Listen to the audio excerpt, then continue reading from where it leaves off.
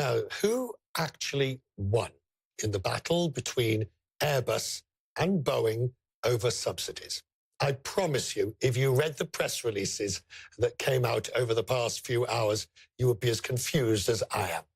The US says it won, and it's preparing to impose tariffs on Europe, just hours after the WTO appeared to rule that Europe unfairly subsidized Airbus sales. Boeing's chief executive says the decision sends the message that rules must be obeyed and that the commercial success of products and services should be driven by merit and not by market-distorting actions. Oh, not so fast, dear boy, not so fast. Read the Airbus press release and they will say that there's more to it.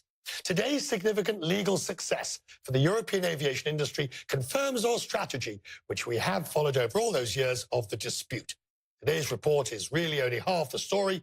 The other comes out later this year, which will rule scrutiny on Boeing's subsidies and see where the balance lies. You see, the problem was that the appeals panel ruled in favor of Airbus for something like 240 out of the 214 different charges. Airbus won 207 or 8. Boeing just won the rest. Douglas Holtz-Eakin is the president of the American Action Forum. He served as director of the U.S. Congressional Budget Office. You get my point, sir. Both sides claim tonight that they won. I mean, there's no getting away from it. Airbus says we won on most of the counts. Boeing says we're going to impose tariffs because we won. I think in the end, we don't know who won. This has been a tremendous clash for years now. If you keep score by number of issues, you get one winner. Keep score by dollars, you might get another. I think the ultimate reality here is that there's going to have to be a serious step toward getting some clarity in the nature of the disclosure of these financial relationships to clean out any suspicion of government subsidies. And when they do that, they'll still fight. So, you know, this is a high-stakes battle. There's going to be enormous expansion in the Middle East and in China, and both of these companies are positioned to try to take that business. Right, and as I see it, I mean, Boeing will be able to impose tariffs as a result of today's decision on those counts that they won. But Airbus, on the second report, which Airbus is likely to take the majority of the decision, will be able to impose tit-for-tat tariffs the other way around. I can't help feeling there has to be a better way to do this. I think you've got good instincts on that front. I think what they've done is essentially use the WTO as a great way to paralyze their competitor whenever possible to try to get new business. I think the really interesting development has been the Trump administration's pretty clear dissatisfaction with the WTO and the idea that they don't really want to use that to settle disputes. I don't know where that would leave Boeing in terms of having a place to appeal on Airbus behavior. And I think Boeing faces another threat in that they could face very severe tariffs from the big growing Chinese market that Airbus won't. And so I think the stakes are pretty high for Boeing right now. They better be happy with what they got in the near term. Okay, now let's talk about open skies, if we may. The deal that has just been announced, it's a carbon copy deal. First of all, Qatar signed up to it. Secondly, now the UAE. It basically puts to bed the Gulf 3, the battle against the Gulf 3 on subsidies. It sort of recognizes the Gulf's right to have government owned and then has a very minor limitation on so-called fifth freedom rights.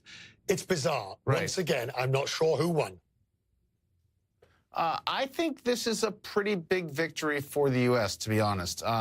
This is a stronger agreement than the Qatar agreement in that, for the first time, UAE admitted that subsidies will distort market competition and thus are inappropriate.